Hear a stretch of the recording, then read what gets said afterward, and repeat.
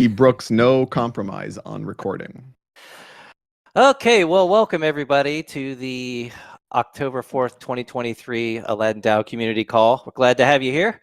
We got a good little agenda for you, so we are just going to jump right into it. We'll start off with FFX. What do we got, Kruger? Well, so first up is the first booster voting round. So this is very cool. Since the token is live and the VE locking is live, interestingly for FFX, this, there was a delay before the token generation, but once we hit generation, we really like bing, bing, bing, bing, all of the stuff that comes after that, right? Locking and revenue, but we'll talk about that in a sec. That's all happening in rapid succession in order to be ready for our first round of booster voting. And so that kicks off. Yeah, the soundboard, I forgot. Thank you. That kicks off Thursday, I think. Thursday. And there are, okay, so guys, there are some implications. As you probably all know, FXN not only launched locking, but two different incredible protocols have launched liquid lockers for FXN tokens. So that is Convex and StakeDAO. And so the implications of that are that there are a ton of places to vote for the booster round, like a ton. I mean, it's almost getting a little silly, but like for now, we're just gonna lay it out here for you. So if you've locked your FXN directly on FFX, you obviously have VEFXN, you can vote directly, and there will be a snapshot link for that. Both SDFXN as well as VLCVX, okay, so these are basically the SDFXN votes for themselves. The VLCVX is voting for Convex's locked FXN. So both StakeDAO and Convex should have ways for you to vote directly. And then, of course, Clev controls Convex, so you can vote with your Clev, as well as XALD. And XALD, yeah, so the XALD is voting through Clev and through FXN. So it's kind of amplified. It's too much. It's a lot. But what it means, there's plenty of opportunities to get on Snapshot and start pushing buttons. Well, and the good news here is that most likely, I mean, there will probably be a handful of people who have like multiple different places that they can vote, but mostly I think what this is just expanding the number of people. It's probable that you probably don't have every different, probably don't have to vote on every different one, right? You vote on the ones that you have, the ones that you control directly. So we're going to see how this goes. I mean, given the fact that it's pretty spread out and we've got to reach quorum on, of course, StakeDAO and Convex as well in order for those votes to be passed through, we're just gonna see how this goes, right? It's gonna be an experiment. One thing you can be sure of, though, is that we will have plenty of votes coming in because remember, Aladdin controls a large share that is vesting, and that'll be that share. I think will be Charlene. That share will be max locked before the booster vote. Is that right? Whatever's vested. Aladdin's FXN tokens are actually being vested. Yeah, no, I know, but right, but the ones that have vested will be claimed and locked, or no? Yeah, that's a decision we need to make. Oh, I see. We want to claim and lock because there's not much for the first round. Interesting. It has only been less than 1 week, right? Right. Okay. Well, that's okay. So I guess probably we should have picked this up before the call, so we had something more concrete. We will figure that out behind the scenes, but XALD will obviously going forward on future rounds be a much bigger factor. But since Aladdin's share is vesting, but the pre-bought share is not, there may be we'll have to decide whether it's worthwhile to claim and lock those. But I think as a general point in the future, that will be the case. Yeah, that Aladdin will control whatever is vested. So obviously, I think as you guys can sort of tell, like there's a lot of irons and a lot of fires, and we can't. We're trying our best to sort of like present it in a very organized fashion for you guys.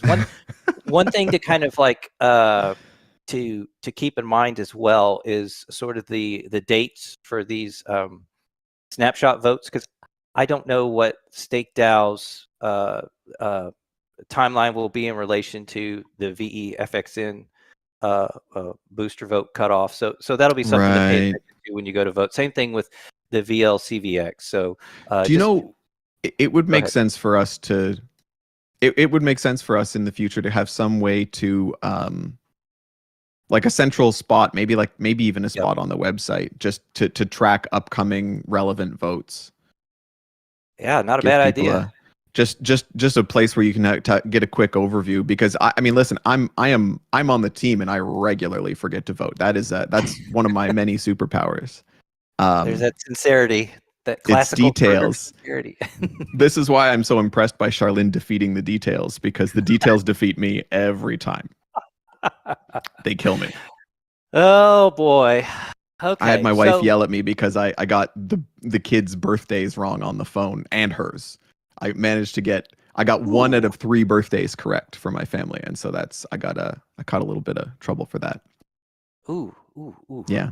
I mean, it's just luckily she doesn't get too upset, because I have such a track record of this that it's really like, I've set myself up so that people are impressed when I can do basic things rather than disappointed when I can't. Do you know what I mean? That's Kruger, this is all being recorded. You're aware of this, right? Like, it's people, expectation management. Listen, I want to just help everybody. So anybody who's in my situation, expectation management is, Charlene knows that's my specialty. all right. Oh, God bless you, sir. Oh, you know what? I'm going to shoot you an extra vote for the. Oh, for the thanks. picture. I appreciate that.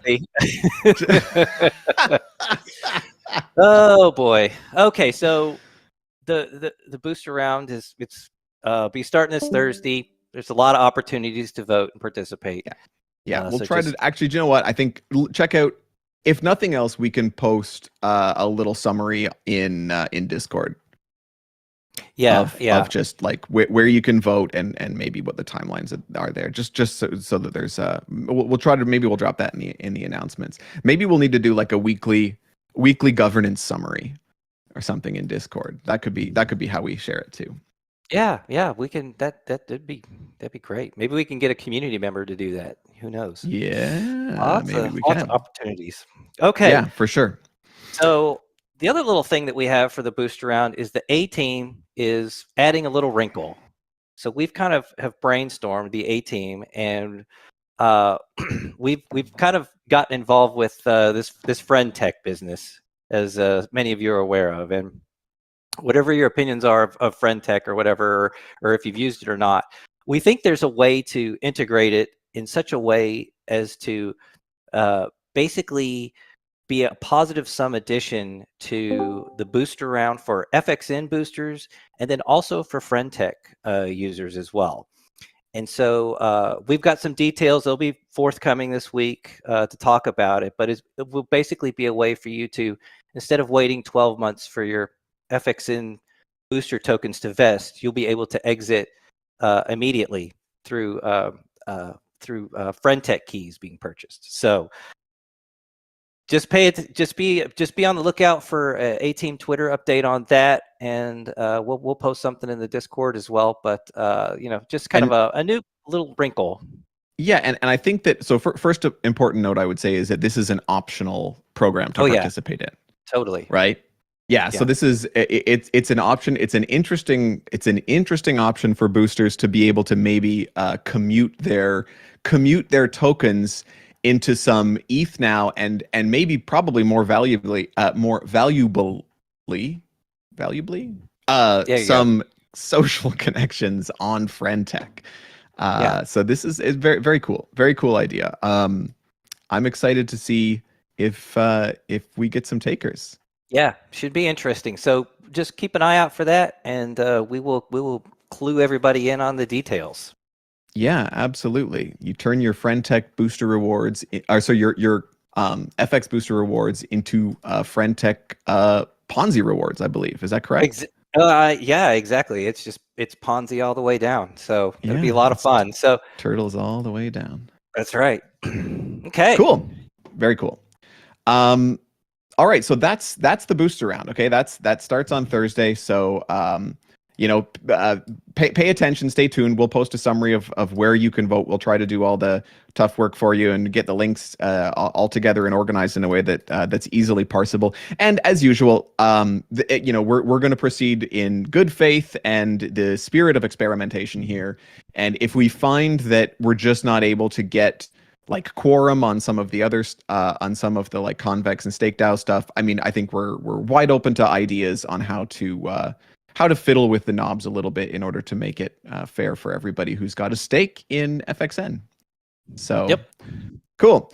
Next up, and this is a biggie, K-Mets, revenue distribution kicking off in the very near future. Now, revenue distribution for Aladdin veterans, you'll know that this is something that, every one of the tokens generally has a claim on the revenue produced by the platform, but turning it on basically as soon as the TGE happens is relatively rare for Aladdin products.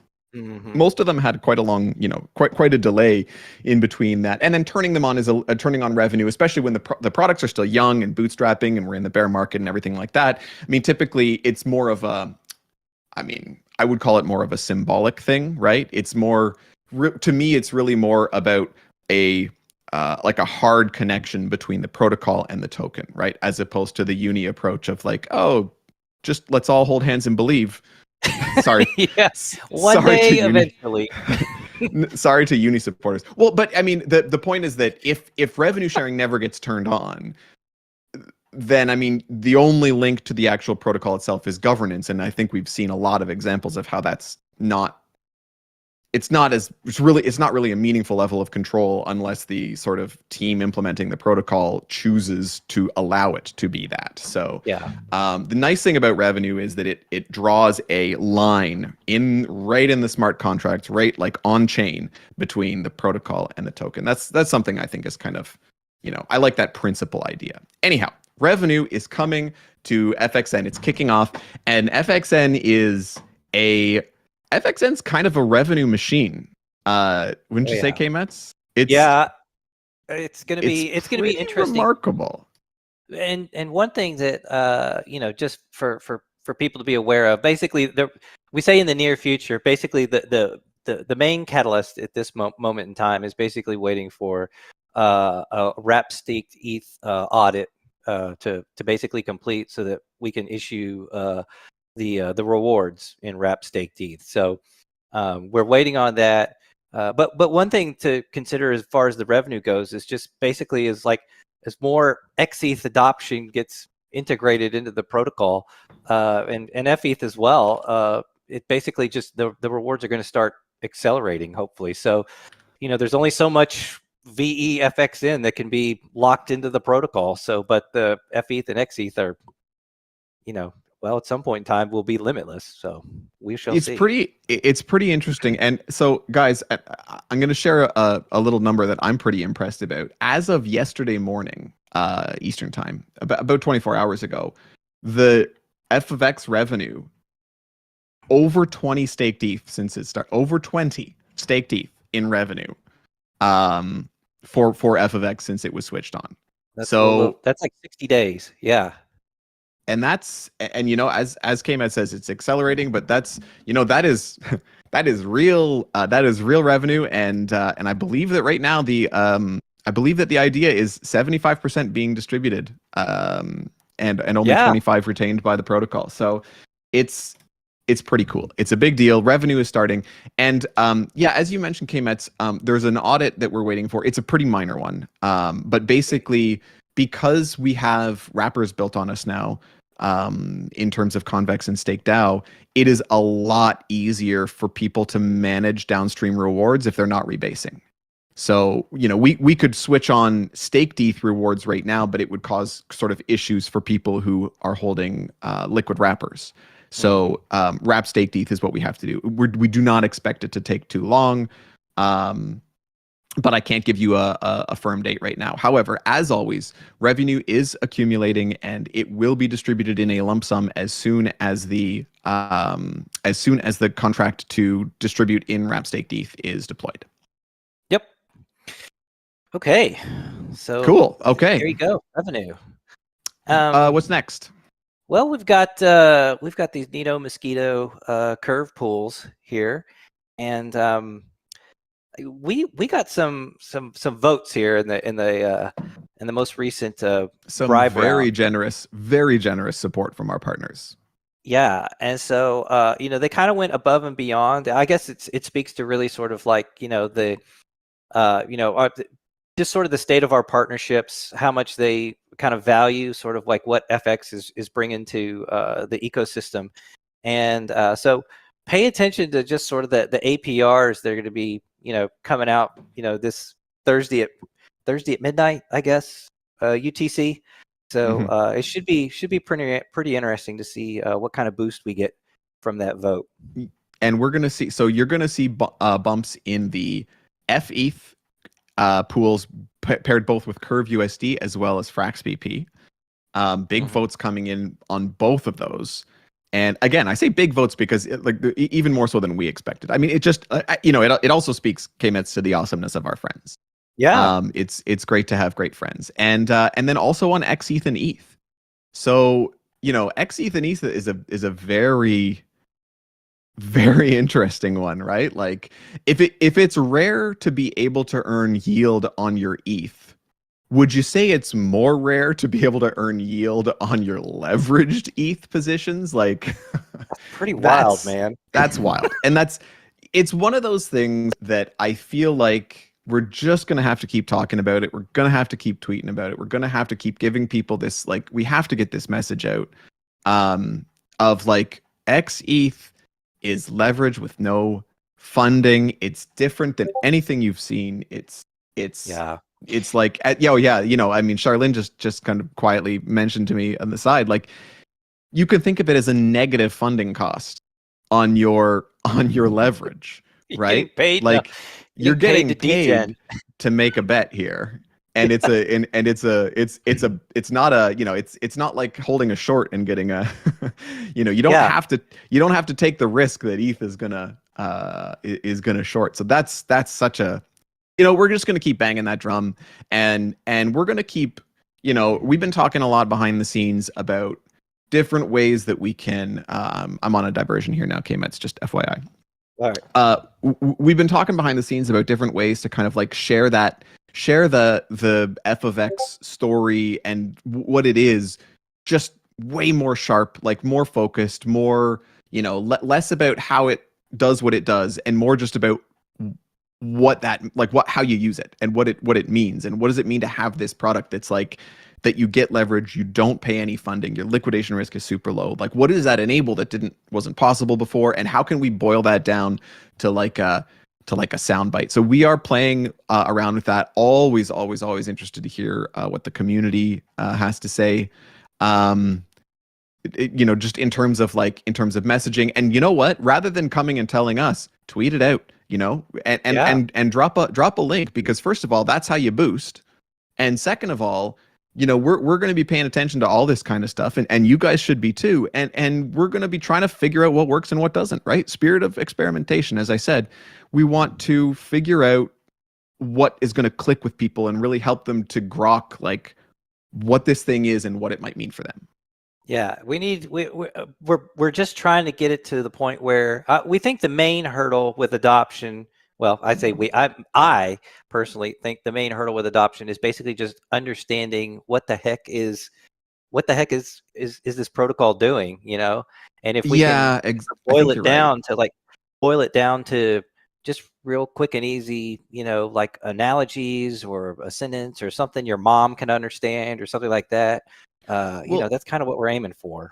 And as we've said, like, XETH really is a new primitive, and so I think that the important thing here is we have to be patient, right? Yeah. Because it would be easy if we could say, oh, it's the Uber of pick your thing, right? Do you know what I mean? Facebook of whatever. Yeah. Right. And like, I mean, it's the difference between being like Uber for high speed pickle deliveries compared to like being Uber and having to have explained to your investors and whomever else before that category even existed, like what that is and how it's like, you know, basically it takes a little longer and you have to give people time to like become aware of it and then know it's there and then come to it in their own way. So Uber for high-speed pickle deliveries. I was really See, reaching there, man. This is how you know, like, our team is working so hard, because it's like 1,000 monkeys and 1,000 typewriters, and we came up with FFX protocol. yeah, exactly. And Uber for high-speed pickle deliveries, which, by There the way, you if you're go. a fan of pickles, I would go for that. I'm all in. I'm all in on pickles. So Pickles are good. I like pickles. yeah, exactly. Okay. I guess that's about it for FX, isn't it?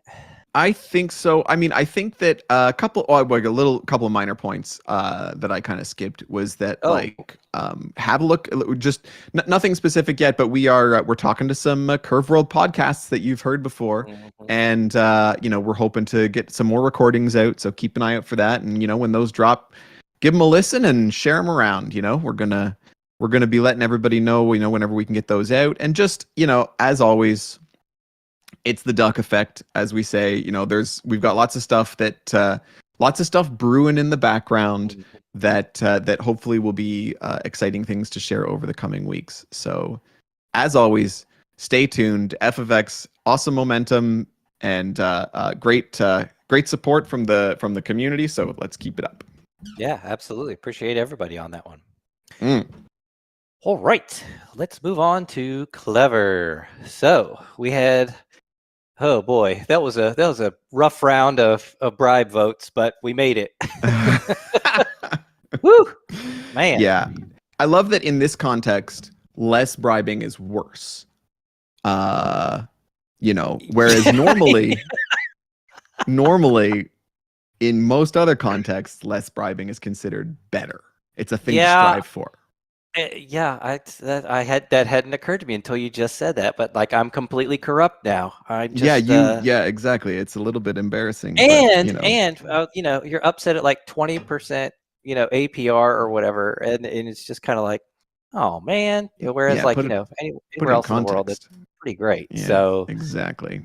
So Clever did its thing. It collected its rewards, and those will be distributed as they always are. And you know what I mean. You look at, we can talk APRs and all this kind of stuff all day long, but I think that it's fair to say that we're all in this, especially in the Curve world and around things like Convex. It's not a quick flip kind of a situation, right? And I mean, Clever is really built around the idea of concentrating into CVX, right? Like automating those harvests, getting the leverage, like everything is denominated in CVX. And so rather than getting too worked up about the US dollars of the bribe round, I prefer to focus more on, growing that CVX stack and growing it fast as long as CVX is cheap. So amen, brother. Amen. All right. It's that's the way we look at the bright side. That's how we're in DeFi. We got to do whatever we can to look on the bright side here. Exactly. Just change the denominator. Okay, and on top of that, we've got a booster round that's underway. Exactly. So, okay. You got we've got some links. I'll drop them. Yeah, we've got some links here to the VE Clev snapshot, and also ex-ALD holders also can vote as well. So that will be, you've got like 6 days to go because it started yesterday, morning for me, but I guess afternoon for an evening for you European and Asian folks. So go check those out. Vote when you can. It's gonna same as it's been in the past. So although the rewards will be vesting over 12 months this time. So just and I think we've talked about that pretty extensively. We don't need to go into it anymore. Although if anybody who's not aware of it, they can drop us a message and we can talk about it in the Discord if you like. But basically, let's get those votes. And as always, I mean, we always used to give some instructions, and so I'll share them now. As we say, like try to vote with your conscience in terms of these booster rounds, and it's really helpful if you can allocate votes based on what you noticed. It's nice to share them around, but maybe concentrate some votes on the people that you think are doing the most effective work of of getting a message around. And so that's kind of the whole point of this thing, right? Like the reason that we wanted to do this through community voting, one of the reasons we wanted to do it through community voting is that it helps to, if everybody's voting in an honest way, it really helps to reward the people whose message was transmitted the best, right?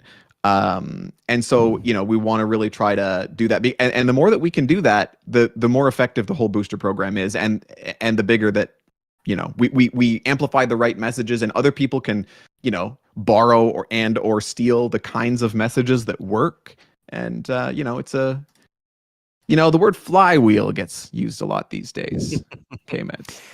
Yes, it does. Yes, it does. And so we want to make, ultimately, we're trying to just make sure that the community is, incentivized to keep, all the good things about Aladdin out in the world. And well, exactly. But that the people who do the best at that earn the best rewards, independent of their, we're the whole idea is to try to, we bang on about fairness a lot, but really it's less about the platonic concept of fairness and more about the more about, we want to make sure that the very best content is amplified and shared and rewarded independent of where it comes from. Yep, absolutely. That's just good for everybody. Good for the protocol. Good business. Good business. Right. I believe, is the correct. You're using the archaic pronunciation. Well, that's what we say down here in Texas. So business? I thought bidness is the modern, isn't it? It's business. Yep.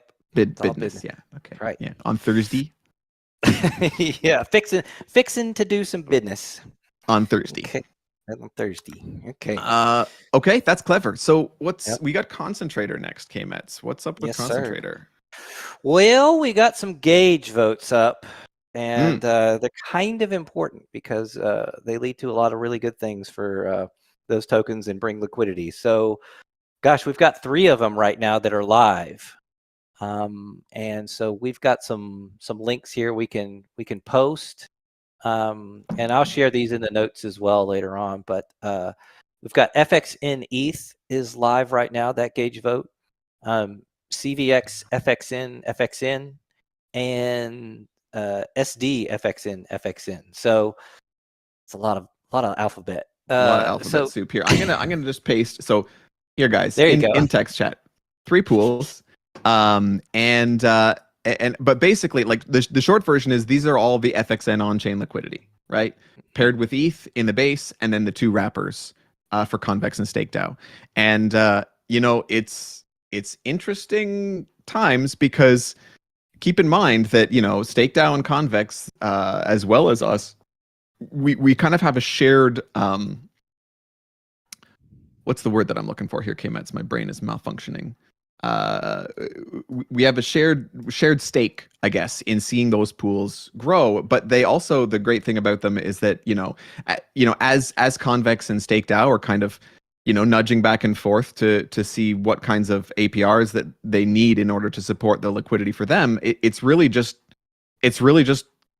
kind of driving the price of FXN liquidity. And therefore the yields kind of up across the boards here. So, kind of good news for FXN LPs, and so something to keep an eye on. And the gauge votes are the way that competition happens. So it's extremely good to have these gauge votes. Let's vote. I'm going to drop a couple of Convex links. Yeah, and that's something that we've kind of talked about as well, is just the importance of participating in governance votes, and just it's kind of a regular habit to get in. Just yeah, as much as possible. I mean, in principle, for sure. In principle, for of sure. Course. But as you say, it's particularly big for us when it is gauge votes for liquidity of our token. So these are biggies. Okay, and the actual votes on Curve. So those are the Convex links, and here are your links for the direct Curve voting. And we will we had a blip where we missed one, but we're going to do our best to get these out on Twitter and Discord, and just kind of remind people, Curve voters, wherever they can, to jump in and make your voice heard. Rock the vote. That's right, as they do. as they say. And then we've got the FE Frax base pool harvester. So we're waiting on. So once uh, the rewards start flowing towards that gauge for the FE Frax base pool, we will, like we do with everything in Concentrator, we'll put a harvester in there for it. So Absolutely. keep your eyes peeled for that as well. Yeah, it's going to be one of those wow, high yield on high. I mean, I think being relative, but high yields on stables is always interesting, isn't it? It's always Especially when they first launch. It's always like eye popping. So yes, that'll it be is. pretty cool Well, to but see. I mean, there's something interesting about this is something that I will give Charlene credit for banging into my head earlier. Which is that there's a real power to the idea of holding a different asset than you're farming. She kind of brought me around to this way of thinking that the assets that you want to hold as your sort of capital will have a completely different, potentially, like, risk profile than what you're using them to earn, right? Like, you can make a very compelling portfolio by being more conservative on your held assets and more aggressive on your earned assets. And so and that's kind of really the whole reason the Concentrator came about, was how do you kind of separate what you're holding from what you're earning. And the FE Frax base pool, same thing with the Curve USD pool, and really all the stable pools, like it becomes very compelling. Mm-hmm. Yeah, and so I think so that one will be coming out shortly. The FE Frax base pool harvester. So just keep your eyes peeled for that. We'll let everybody know once it's active. I believe that one is a Thursday thing as well. Thursday, of course, absolutely. Thursday, yeah, okay. Next up is cross-chain action, guys. ASD Curve. So StakeDAO, and we've been working with StakeDAO. I mean, we spend a lot of time talking to the StakeDAO guys. That's we're in there. We're with them quite a bit, and we're cooking things up all the time. And ASD Curve, to this point, our most successful collaboration, and so we are trying to spread the love around a little bit, and getting ASD Curve onto Polygon via Layer 0 has happened. Yeah. That is we have liquidity for ASD Curve. It is bridged from mainnet. It is on Polygon, and the liquidity is available now. And just because there aren't enough links in the chat yet, it's a link field day. Yeah. I'm gonna drop a link into the chat. This is Polygon. There's no Legend of Zelda sounds on the soundboard. Otherwise, I'd play that for all the links.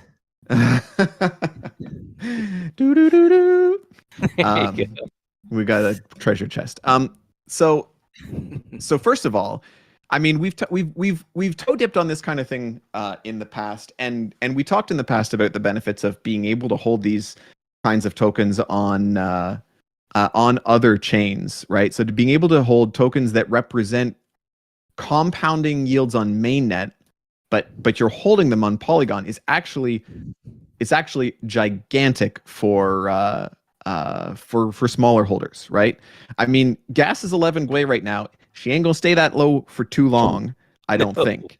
So, having this ready to go gives, I mean, it's such an opportunity to be able to farm mainnet yield from a side chain. It's a little bit indirect, right? Because you're holding the ASD Curve, and you do, to a certain extent, have to rely on arbitrage to keep the price in line with what's on mainnet. But the nice thing about it is, because it's real ASD Curve that represents real compounding, SD Curve, there's always the possibility to bridge back, right? And so, even if the liquidity on Polygon is somehow not, if something goes wacky with that, or if the price isn't being arbed as closely as you'd like, there's always this fallback of bridging back to mainnet, which, whether that's viable for you at the moment or not almost doesn't matter, because you can just sit on that ASD Curve. And, if you have the same thesis we do, that Curve is a good long-term bet, maybe it won't be too long before the economics of that bridging back change, should you ever want to do it. So Yeah. So links in the chat. We'll keep it in the notes as well later on, so you guys can know exactly where it's located on Polygon. But man, that's pretty cool. I like, I think everybody's always been like win L2, and so this is Yeah. kind of like really cool, sort of like a step in that direction. And so yeah, obviously- me principally among them. Like I'm Yeah. always banging the L2 drum, and I like it's such a I'm ambivalent about it to a certain extent, because obviously real DeFi is still on Ethereum, right? For the most part. There's lots of amazing stuff happening. I'm not trashing Optimism or Arbitrum or anybody else. But like volume wise and to a certain extent, a lot of the innovation is still happening on ETH L1. So, you have to kind of, when you're trying to build in that ecosystem, you have to be part of it. But then we're also always conscious of the fact that the whole point of this stuff is to make it more accessible, right? Yeah. And, $100 to make a transaction is not more accessible. Yeah, I'm not wealthy enough to just cast that aside. That Yeah, definitely factors exactly. into a lot of my decisions. Well, and that's the thing. Like, I've been charged a lot of egregious fees by my bank, but Yeah. I've never been charged $100 to make a transaction. Yeah, that's true. So we've got a ways to go, and just be rest assured that we are thinking about usability in smaller amounts and L2s and everything. But we're also, job number one is to establish these protocols and make sure that they are doing their thing and that they get huge. And then job number two is making sure that it's not just possible, but easy and viable for anybody to use them. Absolutely. Yep. So keep your eyes out for that. And then Oh, and speaking of that, ASD Curve on Polygon, and we've dropped a pool, ASD Curve paired with Curve on Polygon, and we are in the process of a gauge vote for that as well. So we can potentially, you can potentially earn yields on your yields. So if we can get a gauge for this Polygon pool, then some of the Curve emissions that head to Polygon are going to be earnable. So now you've got maybe even farming opportunities for ASD Curve on Polygon. So that's another Curve governance proposal. Holy cow! That's right. Should I put a link in chat? I'm going to. So I'm just gonna. All right. So again, another big vote that's going to be that's going to potentially have a high impact, right? And so we're going to establish our footprint even more so on Polygon. And by the way, we are not exclusive to Polygon by any means. We are open to and actively discussing behind the scenes ways to just to get various Aladdin tokens onto various L2s, and so we're. Yeah, we do working not on it. discriminate. So Yeah, I mean, I probably do, but not in this case. well, no, not here. Well, Oh, right. Okay. Fair enough. Fair okay. enough. And then the last thing is Little alpha, little hint.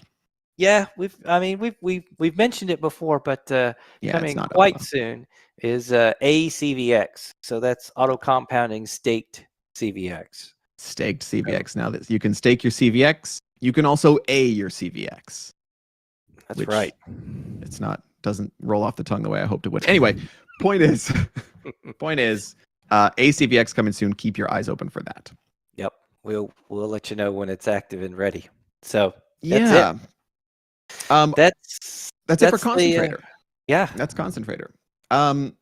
And I guess we've got what do we have? We have one little thing to talk about for a couple little things maybe for Aladdin, just at the high just level. kind of like overall, kind of general, kind of state of things in Aladdin. And so like the first one is we posted this to the Discord announcements channel, but Which announcements channel did it go in?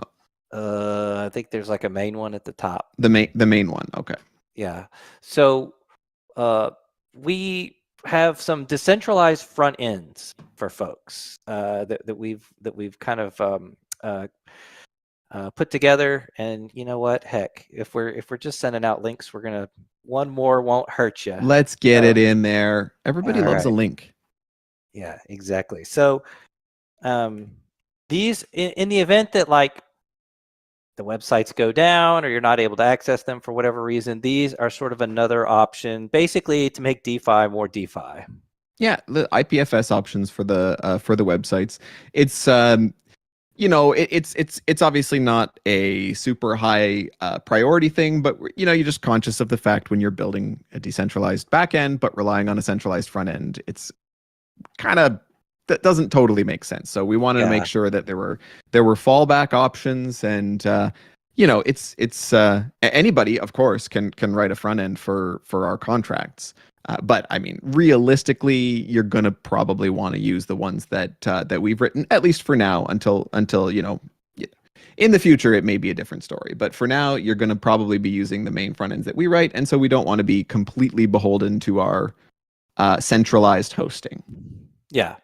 So just be conscious when you use those. I don't know how fast they work or anything like that. So and also the URIs we will acknowledge are a little bit all over the place. We did the best that we could on getting URIs that make sense, but just please, everybody, be super sure that you are using an official link to these URIs. Yes, they do look, some of them, like I say, look a little sketch, but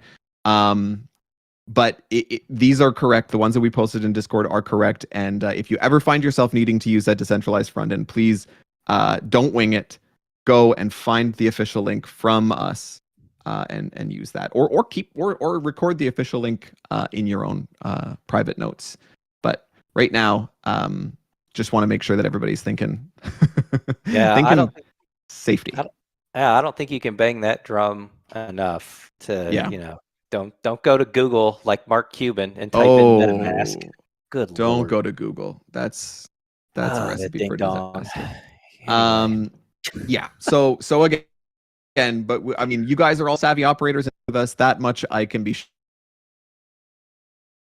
sure of. But particularly if you happen to be boosting, it's not a terrible thing to remind our users of, just to. If it ever comes to that, these decentralized backends run in parallel with the centralized ones. There's no, the main reason we haven't been sort of like tweeting about it a lot is just because it would probably be pointlessly confusing, right? But for you friends in our community call, we want to make sure we're thinking about it and we've got backup plans in case anything happens with our centralized hosting. Yep, there you go. Cool. Decentralized front ends, and then one last kind of A-team update is. We're going to be having our newsletter coming out this Friday. So just keep an eye on your mailboxes. We'll post it in Discord. So that'll be a fun one. So just FYI on that. All right. And this one has nudes, I believe, right? All right. Was that wrong? Is there like a wah, wah, wah soundboard sound? Wah, wah. Yeah. No. So... I don't think that's the appropriate noise, but I'm glad you found it. There will be no nudes, okay? Oh, God. All right. I'm sorry to disappoint you, Kruger. So it'll be DeFi, like all DeFi. It'll be a good newsletter, but maybe not the best newsletter that it could be. That's fine. Yes. Yeah. We aim for mediocrity with the 18. Oh boy. Well, and you can't please all of the people all of the time, K-Mets. And frankly, if I'm the person you're trying to please, you're probably making a huge mistake. So Okie dokie. All right. Well, if there's one person who can please all the people all the time, is it Charlene? It's got to be Charlene. Wow. That's a wow. I mean, quite a compliment. Who doesn't like Charlene? She's awesome, man. I mean, that's Charlene's okay. best. I mean, is your annual review coming up something, or like booster rounds, baby, booster rounds. I love everybody. Okay, it's all very handsome. It's all coming together now. I mean, she's not getting any more special treatment than any of the other token holders, I guess. K-Mets, I thought we were trying to get rid of the idea of the lobbyist in DeFi, but no, it's you're firmly bringing it back. You're bringing it back. Charlene, do you have any macro thoughts for us this week? The nude letter. Yes. That's what we need. The A-Team nude letter. Oh my Yeah. goodness gracious. Love it. Sure. Yeah. So I have we're having really a- bad connection today. So Yeah, can you we're guys having a hear little me? trouble hearing you. Go ahead. Can you guys hear me? Yeah, sort Yeah, of in and out a It's little bit. pretty bad. it's a little How in about and now? out, but we could. Yeah, Oh, it's you're not good. bad. Give it a try. Give it a It's try. okay. Right. Okay. It's another week with no sunshine and very few chats. Yeah, let's get on to it.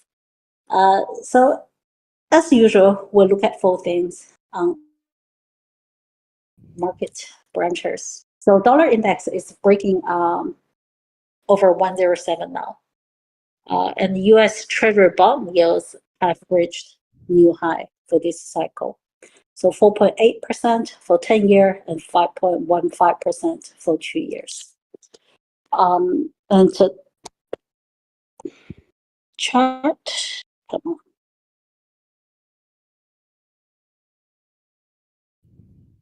Oh, I'm so glad we're getting a So- chart. Only 2 charts. So the 10-year and 3-month inverted spread narrowing down quickly, and the same for 10-year and 2-year inverted spread. So things look really ugly. Liquidity is leaving, and capital is flying to safety.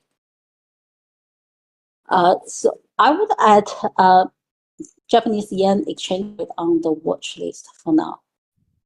There was a big correction on US dollar Japanese yen exchange rate yesterday. The market speculated it was Bank of Japan intervening the market. Remember, Bank of Japan has been only talking about tightening, right? And no real action has been taken for this cycle at all. And all the other central banks, Fed and ECB, right, have all raised rate aggressively for the past 2 years. So if Bank of Japan changed their stance, that means, wolf is finally here, and this may bring this crisis into the next stage. So watch out for that. So today I want to spend a little bit of time to talk about network structure. I'm not sure if we have time. I probably need 10 minutes. Is that okay? Sure. I mean, I think so. We'll assume that everybody's got that, and if they don't, they can check the recording out later if they have to bounce. All right. So for people who are interested, so we're going to talk, spend some time to talk about network structure. So crypto is all about decentralized network, right? And we're building one ourselves. And all networks started from one dot. Right? It was Satoshi for Bitcoin and Vitalik for Ethereum. And then a few dots. Then connected into lines. Then emerged into network. But networks grow into very different things and structures over time. Of course, the values of these networks vary significantly from each other over time as well.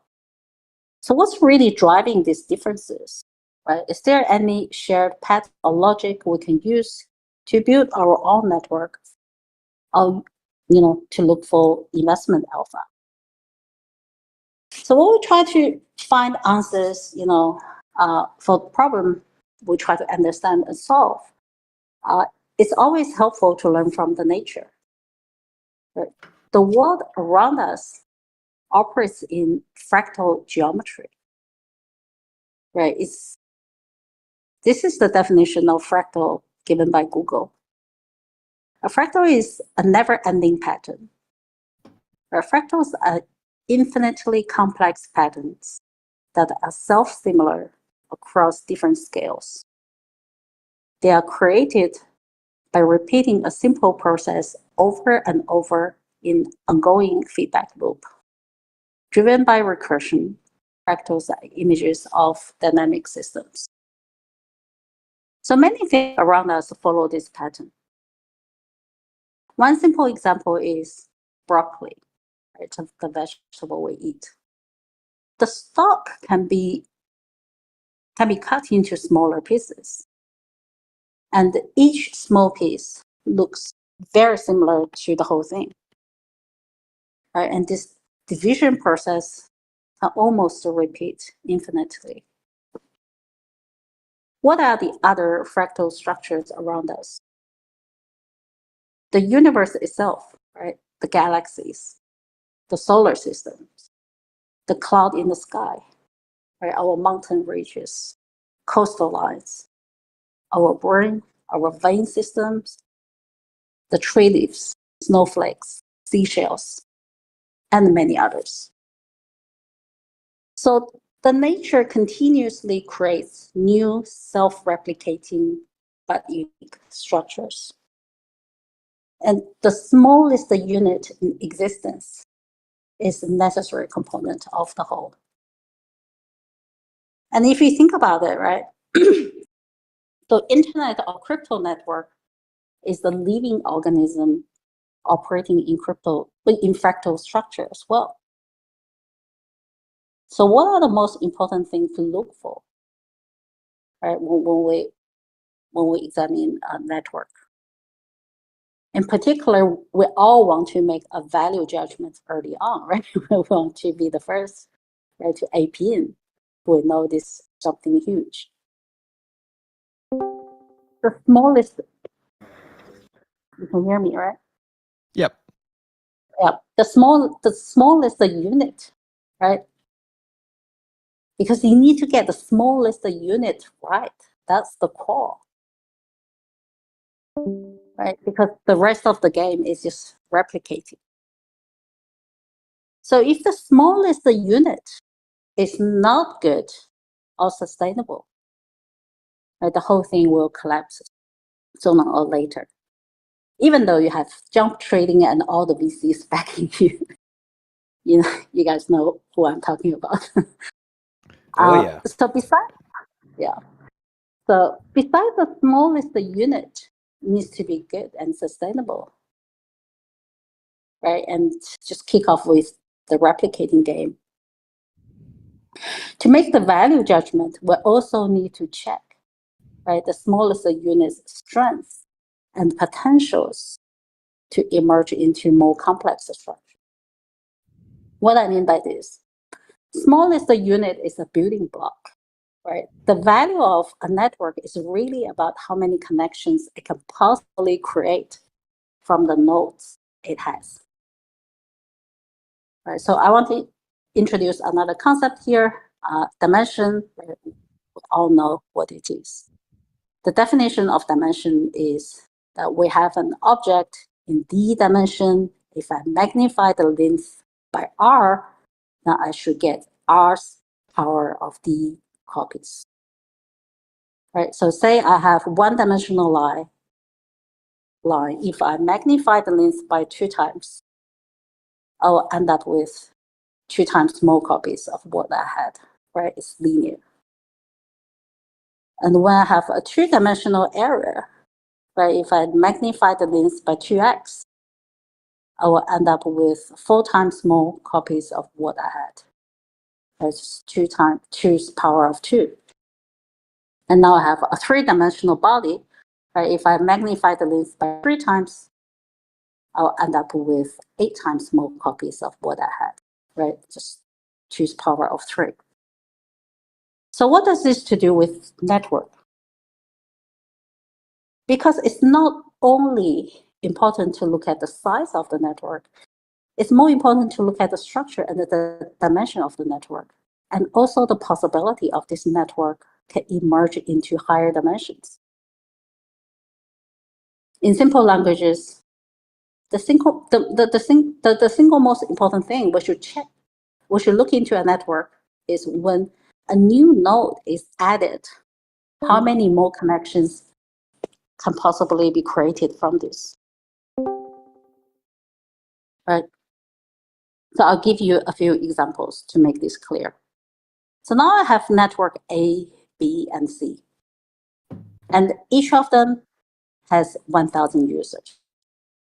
Network A is a news portal. What's the really hot one out there? American Online. Yeah, it's definitely AOL. Yep. Okay, all right, American Online. Okay, say American Online has 1,000 users. What's the network structure there? Right, it's a news portal offering news services. Right, it's 1,000 users all connecting to American Online. It's 1,000 connections, but it's a one-dimensional network. Right, so every user acquires will just make it 1,001 connection. That's it. Right? If there's another news portal offers better services, 1,001 users will migrate to the new service. Right? Maybe it's Twitter. End of the game. Okay, now let's look at network B, right, called Bitcoin. When Bitcoin has 1,000 users, how many connections we can possibly have for the network? 1,000? Does anyone know? You're talking about nodes in a graph. Yeah. Yeah.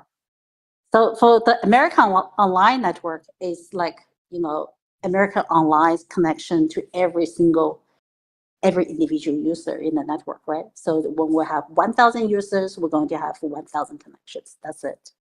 There's no interaction between the users themselves, right? It's American Online connecting to everyone else. That's it. It's a linear structure, one-dimensional network. Right? When we have Bitcoin, right, is every single user on Bitcoin network can transact with each other. Right?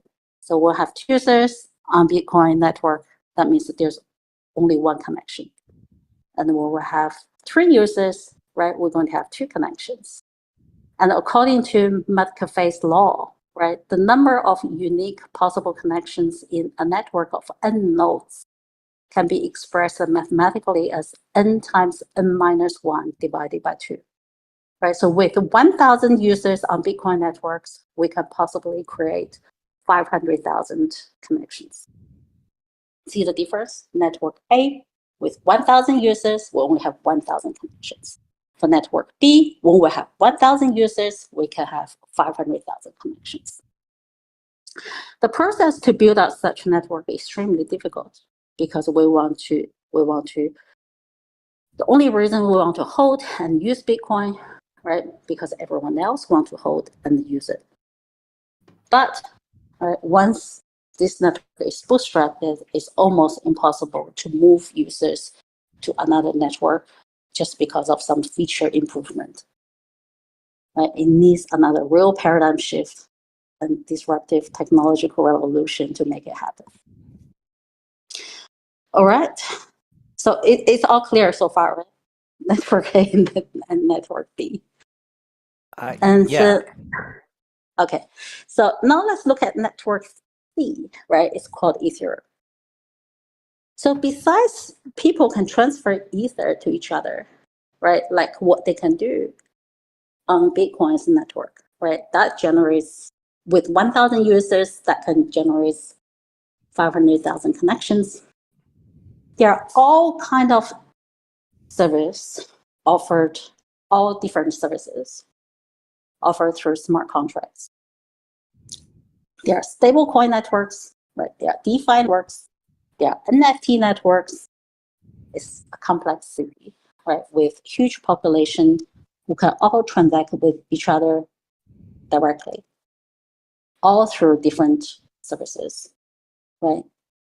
So there are many second dimensional product and services providers building their all network on top of Ethereum's, right, payments network. And there are also third dimensional layer 2 providers trying to build satellite cities around the metropolitan area, right? So how many possible connections can build out of network C, right? It's almost impossible to count. So with the smallest unit of 1,000 users from the 3 networks, right, we can already tell network C is much stronger than network B, right? And B is much stronger than A. right? So you can actually tell which network going to generate a real alpha for you, right? Even though we only have 1,000 users on that network. Of course, there's another example called Network D. The system issues a stablecoin and uses all governance token to subsidize crazy high APR. The smallest unit is not sustainable. And do we need to wait till the end of the game to see the collapse of this network? Probably not. So back to what we do, right? So the biggest cost of finance is trust. Trust a human. We need to trust a human in the old world. Right? And in the new world, we need to trust the code. So once you have earned a decent community who trusts your code, the competition will be about who built the most complex network structure. Right? So you know what you're going to grow to be, what kind of species you will be when you only need to have 1,000 users on your network. So it's more important to be strong before we become big. Right. So the end game for DeFi is very likely to be, a few ecosystem offering all products and services, like what we see on Wall Street today. But it's sad, but it will be the inevitable outcome, right? Because the system needs to reward the strong players to become stronger, right? And get rid of the weak ones to evolve. Think about, if Bitcoin doesn't reward the miner with the highest hash power for every block, that network would have disappeared a long time ago. And finally, I want to recommend a book here, Linked, The New Science of Networks. The author, Albert Barabasi, is a physicist focused on network science research. He has done extensive research on physical, mathematical, and social properties of network. And I borrowed many points from his book into my nonsense talk today. And that's it. Hope it helps. Wow. All right. I'm ready to run through a brick wall now. That's awesome. Yeah. Got some. It's, I feel like there is an increasingly more jarring transition between what K-Mets and I do for the first most of the call and what Charlene does. And that is you know what, K-Mets, we're still gonna do that, but it is notable, isn't it?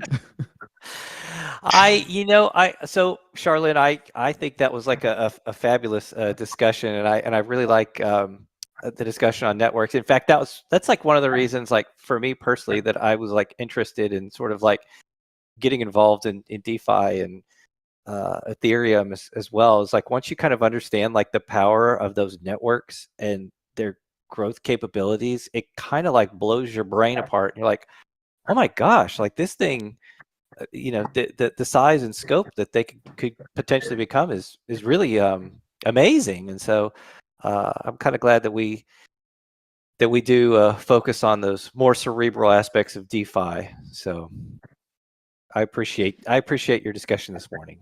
Yes, I do too. Thank you, Charlene, and a very thought-provoking way to finish this call. I mean, and you know what? The Latin community call is unique, isn't it, K-Mets? Boy, if there was ever a truth to be told. It's you can't get this combination anywhere else, right? You can't get it anywhere else. That's right. Yeah, and that's a good thing, I think. Yeah, it's a good thing. I think so. That's how we set ourselves apart. We have the best cerebral thought pieces and the best bullshit combined together into one super call. You know what that reminds me of? It reminds me of this little protocol called FX protocol. The yin and the yang of there F you of go, X, if you will. Yeah. Okay. Yeah. It's all fractals all the way down, just like Charlene was saying. Yeah, that and turtles. So we're gonna be I love it. So well, guys. yeah. So it's good that you guys enjoy the entertainment, right? So you think about it, right? Just spend a couple more minutes on this. So you think about it, right? The stuff we have been building, right? FX by design will have very complicated network structure, right? If we can bootstrap it, right? Because F and X have to grow with each other, right? Yep. And there will be many use cases for F and X as well, right? So once this network is bootstrapped, it will be impossible to replace it, to rebuild it, right? And for concentrator, right? Concentrator's value is to pull TVL together to make a deal for everyone, right? Besides, we'll have to grow TVL for concentrator. We'll have to really push hard to get it composed with as many DeFi protocols as possible, right? To amplify the complexity of that network. Right, and Clever itself is just a marketplace, right? So it's an end-to-end network already, right? So Concentrator, in a way, is similar to American Online, right? But Clever and FX, right? It's all like end-to-end marketplace. And more importantly, right, what we are doing is we want to provide DeFi one-stop shopping for Aladdin community, right? Each user can be on multiple demand and supply side on many protocols within the ecosystem.